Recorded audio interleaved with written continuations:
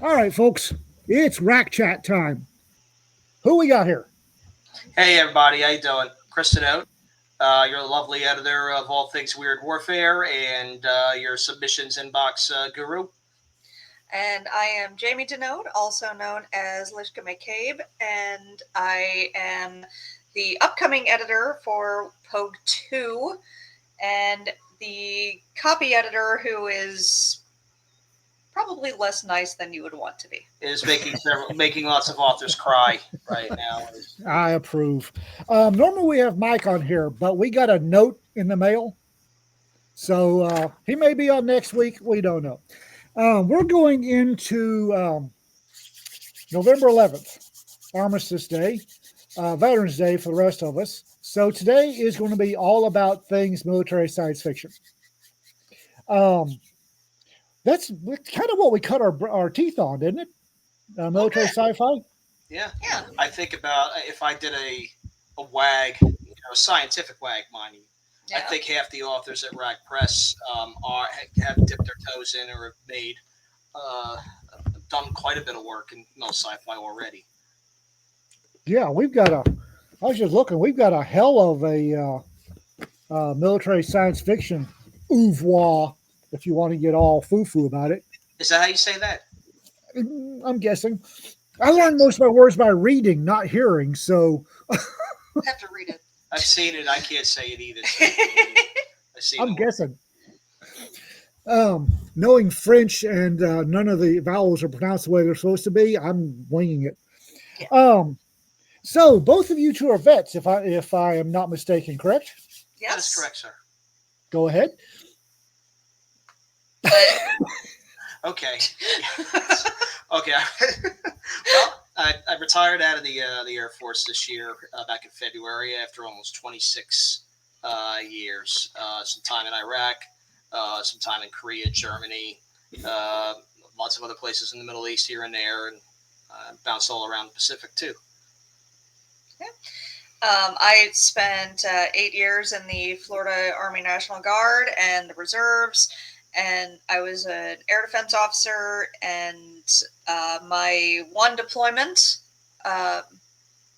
was to the National Capital Region to prevent another aerial attack on the ground, another air to surface attack. And clearly we did our jobs. I hope Well so. done. I hope Well so. done. I was the senior intelligence officer at that outfit when we met, so we better have done our jobs. Otherwise, I got some complaining to do. Yeah. So, Jamie, you're doing the upcoming Pogue 2, which Yes. is a follow-on to one a very successful here somewhere, our very successful Pogue 1. Yes. And Yes. what are you looking for? Um, What is Liska McCabe looking for in submissions to Pogue 2? I am looking for the crazy antics behind the scenes. Everybody knows the battle drills, react to an ambush, what used to be called I don't even remember the infantry manual, but it used to be. But the people who don't do that have so much more fun. I want to hear about that fun. I want to hear about people scrambling to get to cannibalize equipment to make something work. And I want to hear that interplay between those characters. I ran. There's what we used to call Snoopy's, the M88 Alpha 1, Alpha 2 tracked vehicle recovery, big sled. And every one of them I know of, those guys pulled us out of ditches and stuff and put us back on the road. Every one of them had a degreaser still up inside the machine somewhere. that Yeah. apparently if you weren't crewman, you couldn't, it was impossible to locate, but they had some killer hooch. I bet. And you never hear about those guys. You never hear about Yeah, those guys I run off, want to hear about those guys. 30 gallons of AAA moonshine for Yes. Doc. But also, tell me how that kept somebody alive enough to win an engagement. It's, like tell what I'm me hearing. how the Pogues saved the day. I That's like what I want to hear. I like what I'm hearing. Good. Chris, you did you were doing one Weird Warfare and it turned into two, if I remember right. Yes, sir. And you're tuning up for Weird Warfare 3. That's correct. That'll be what are we doing that? Tell us what Weird Warfare is. Well, pretty much, it's almost a spin-off of the old history books that we did that you showed as well. The lovely, there's the Weird Warfare ones, so there is some historical stuff in there. But the original old history books we did, the big ones, Hooves, Tracks, and Sabers, those were counterfactual, right? Stuff that could have actually happened.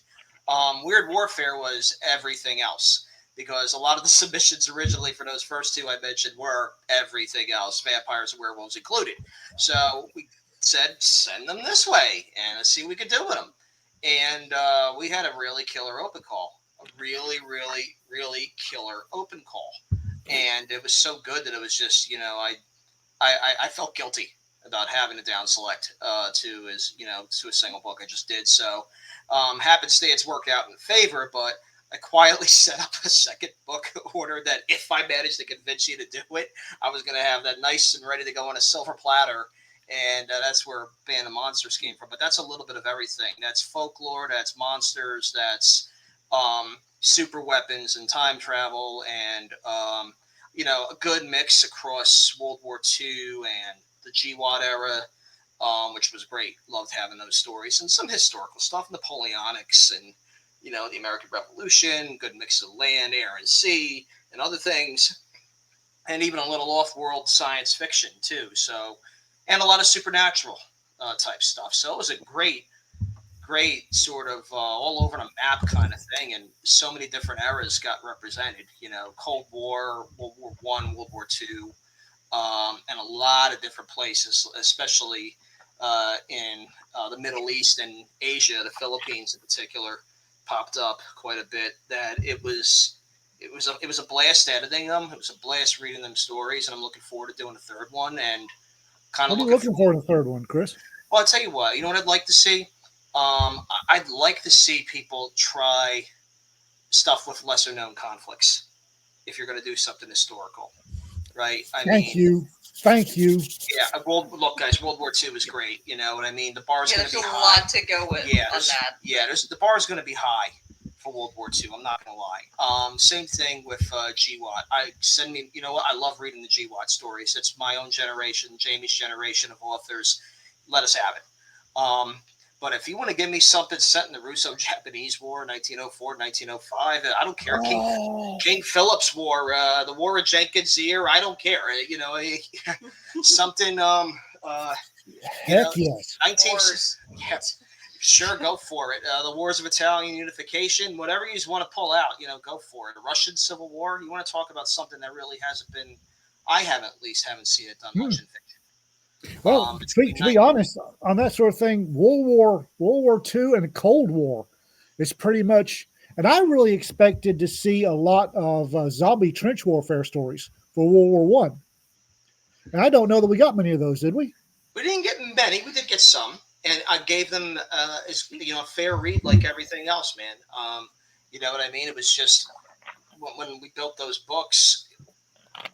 Sometimes it's not always like the most technically perfect story, but sometimes it's the best story that fits theme-wise, flow. One story goes, follows another. Like I said, I treat myself. Speaking of not knowing what the hell you're doing, I approach editing those books like I was producing an album, not right. So much like I was writing I was putting together an anthology. So I was like, sure, this is great, but does it fit? Well, And that was what is an album? What is an album but an audio anthology, Chris? Exactly. absolutely. I mean, This would turn into a double album, double concept album. goodness, twist my arm. God, I love some of the stories we get. However, on the Mill Science Fiction, the bar is getting raised pretty high. Have y'all noticed? Yes. Since we started till now, the bar is getting raised pretty high. Yeah. So the people that are kind of phoning it in It's, are we had a couple on these two. We had a couple of named authors that phoned in their story. They Yeah. half-assed a story and we kicked it out. exactly. It doesn't work anymore. No, with Rac Chat Press, especially in middle science fiction, is getting up there. So folks are really going to have to bring their A games to these. And Absolutely. and what's great is hey, Marines and power armor are fun. Absolutely. We'll throw Bubbles a bone there. Marines and power armor are fun, and he wrote a great Marines and power armor story, Blotter. It's one of my favorites. Yeah. But I got to tell you, it takes a little bit more than just checking the boxes off, right? To say that there ain't no checklist. Anymore. Back when we first started, maybe, but we are in the frankly rather enviable position of sorry guys, you're going to have to bring your A game, which I got to tell you feels kind of good, guys. It really does. It really feels good. Hey, I wasn't even sure that I would have gotten my story into Pogue 1. Okay. When I submitted it, because I don't know if this is quite what's going on here, and I mean it so happened to really fit the theme, but which is ultimately I think why Mike turned the reins over to me. But there was no guarantee there. If I didn't make the cut, it wouldn't have gotten in. Where do you two see us going as far as military science fiction in the upcoming years? I would really like us to see us have some fun with it. Just really kind of get out there. I want to laugh. Yeah. Make me laugh. Yeah. I mean, that's a big part of it, I think, is there's so much actual comedy that happens in the military. Oh God, so the pen and ink guy. Don't see that. The pen and ink guy from World War II, Patterson. Are you talking about? He did Willie and Joe. Willie and Joe. That's what I was thinking of. Yeah. Okay. Yeah. Bill Patterson, was that it? I don't know. Might have been. I have to double check. I think so. Humor. I mean, what I tell you what we ought to do is have somebody pull one of Bill Patterson's panels and write a story about it. I'd love to Sure. see it. Sure. Absolutely. That'd be fantastic. I mean, and what I'd also like, what I like is that we're getting authors, from our perspective, overseas, right? Yeah. But because we think funny things happen in the U.S. military, funny things happen in every military. Absolutely. Oh God, yeah. Military. War changes. Joe does not. Now okay. That's our plug. War changes, Joe does not. That is that's a back cover blurb. I'm gonna have to write that down. Yes. Good job. You're welcome, Ian. You get bonuses. Never mind. You get extra cheese. All right. Woohoo! Yeah, it's still government cheese. So there's about 800,000 tons of that left. But I have now taken a note. Do you think there's a spot for a drone warfare anthology, or is that too soulless?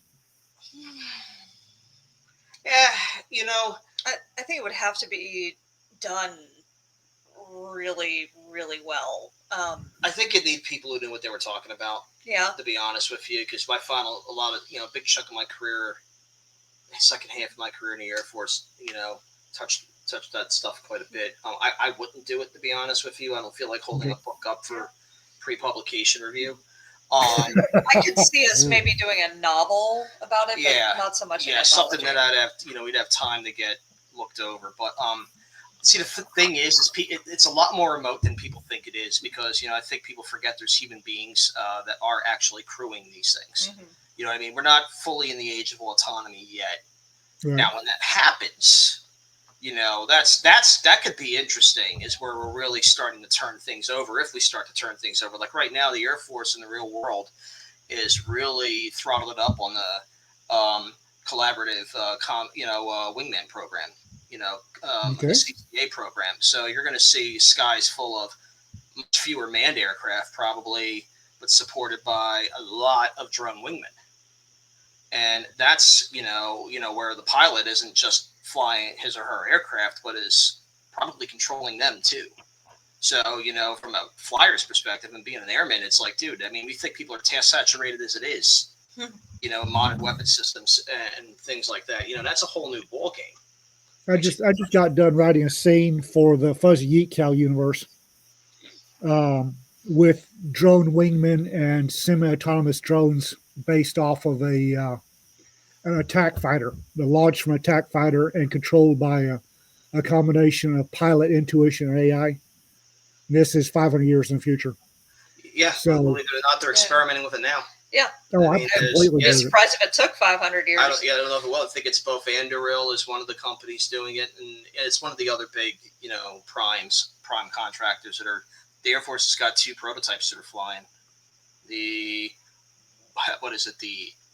SFYQ 42, or I probably threw an extra letter in there. I know it's got a Y. It's experimental. It's got a Q because it's a drone, and it's got an F because it's a fighter. But anyway, we're doing that stuff now. The book that Shane's doing some stuff with drones in his, right? The book you're yes, a little bit, yeah. Okay. You'll probably have to structural edit mine next year when it finally gets done. So, as far as military science fiction goes, do you think we've tapped out the military science fiction since David Drake has been riding pretty high in the literary field? Do you think we've tapped it out, or do you think there's still room to go? Go ahead. I think there are as many ways to go in military sci-fi as there are troops on the ground. Everybody has a story to tell. And, every MOS has their own perspective on what's going on. So it's just a matter of who can tell that story. I think a big part of it is the generational handoff that's going on right now. I mean, folks, I was pre 9/11 when I came on active duty, and most of the folks, my year group, my generation retired or got out a long time ago. So I think you're going to see a lot still from the GWAT generation. I think there's a lot of stories. I don't even think we barely tapped it. I don't think we've barely touched with the GWAT generation, especially the younger crowd. Folks do y'all think they're going to be headed towards military, to the science fiction part of military, or are they going to be doing more like the Penguin There I Was stories of the 80s? Why not both? Why not both? Why not both? I like it. That's what I'd like to say. Why not I like both? it. Yeah. Yeah. I think Wargate showed us with Galaxy's Edge that people want to read about them. People want to read about them, and something as simple as stormtroopers in Afghanistan, and they're not going to suck. That's all you needed to get started. I mean, so I think our stable of authors is more than capable, and who knows who else will pull in. What do y'all think of the? How do you think it's going to change? Because military and science fiction, prior to David Drake, wasn't quite as gritty, and then David Drake came on board and made it gritty. How do you think authors are going to change this coming generation of military science fiction? That's a really good one. That's good, man. You thought about these. Yeah. Because you had the old stuff, and then David Drake came in and made it gritty. Just seeing the way people interact today, I hope it does not get more political, because God, that's just boring. I'm already bored with it. I'm bored with the politics. No But kidding. I can, because that's become like a pseudo religion. I can see that popping up, whether overtly or covertly. And I'll be quite honest. If we start getting stuff with politics in it, I'm probably going to kick it back, because if I watch politics, I'll turn on the TV. Yeah, it's like I don't intend to. I read to be diverted from that sort of thing, not to wallow in it.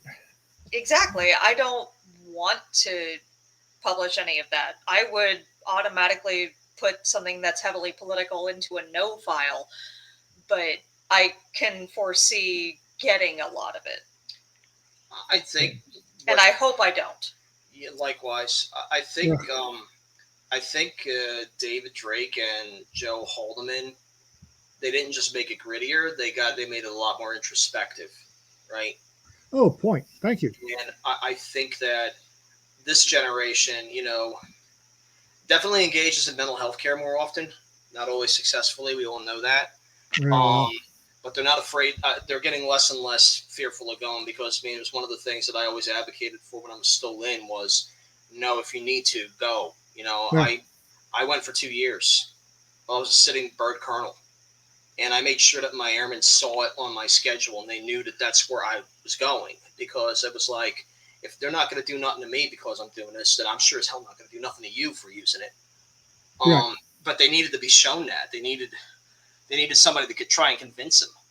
I think now, is it going to stay introspective? I don't know. I don't know, man. I think I don't know how much we're going to get that say memoirs disguised as fiction. Okay. And I don't think there's anything necessarily wrong with that. I mean, Hammers Slammers, that's because David Drake served in the 11th ACR during Vietnam. I mean, that's exactly where that came from. But the GWAT stories are different than Vietnam's. I think that's what's going to change, is that you're not going to feel like you're watching Apocalypse Now or Full Metal Jacket. And I don't think there's been very many good GWAT movies or TV shows at all. I think the documentaries have been a lot better. Mm-hmm. Whether it's like Restrepo or Korengal or the closest one I would say was probably Taking Chance. I wouldn't be surprised to see more story, and I think that was close. I think you're going to see more stuff. Who knows? Maybe more stuff like that. I don't know. I think what you're going to see is people maybe talking about how we memorialize people, especially with AI, which that's ethically odd and a bit creepy and, challenging. Definitely science fiction. Definitely science fiction. The other thing, honestly, let's face it, the science fiction angle might get harder. Hey, good point. That's a really good point. How fast things are moving, it could actually get harder. Yeah, I've stopped writing a couple of things because I'm like, it already came true. Well, look at the difference between us leaving Iraq and Ukraine firing up. The difference in warfare between us in Iraq and then, 4 years later, pop off Ukraine. Holy crap! Whole different war. Good God! And it's so much old and new that at the same time, I mean, look, you're talking about it. You're talking the Russians. They've never really changed that much. They don't. And also, what else doesn't change? The land. Yep. You can build it up. You can flatten it. You can erosion and whatnot changes things, but the war they fought in Korea in the 16th century looked an awful lot like the one that was fought in the 1950s when you start tracking troop movements and stuff, because there's only so many friggin' places you can go on that. There's only so much high ground and low ground, and tactics don't change that much. I have to say, this is the perfect T-shirt for you, for this. Still, Sergeant. Yes, it is. I was somewhat startled and impressed, and I hope to see some stories about the combination of World War I trench warfare and 21st century drone warfare that Ukraine has become. Yeah. I would never have written that. As far as science fiction, that is not a scenario I would have written. Oh no, I mean, no, probably No. not. The closest thing I saw to it were stuff that had more to do with trying to take down like low flying aircraft and missiles Right. and things like that. Right? Yeah. We did a Right. bunch of that. We did a ton of that in Freehold. Mhm. We did a ton of that stuff, but I don't think Yeah, we ever okay. got down to that sort of granularity, like what you see in Ukraine and what you're talking about, Ian. I don't think we got that far down in the weeds. Maybe I have to go back and look at some of the stories, but But I would never. The author Ian would never have dreamed that we would have trench warfare with drones. It's just mind blowing. So it really makes me wonder what's going to come, because we've got authors over in that area. Oh yeah. Yeah. Really makes me wonder what we're going to see coming out. If we see anything out of Ukraine, what sort of stories we'll see. Military science fiction out of Ukraine. That's going to be. I'm here for it. I would love to see somebody try and tackle it. I really would. Yeah. And maybe we'll both get something like that. Just from different angles, of course.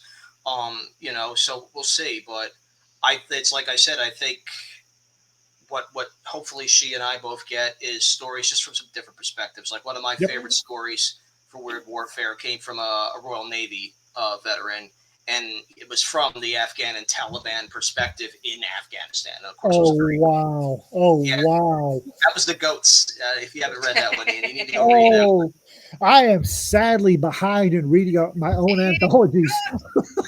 Yeah, that is a straight up EC Comics level horror story, and it's everybody gets their just desserts. Let's just say. Oh wow!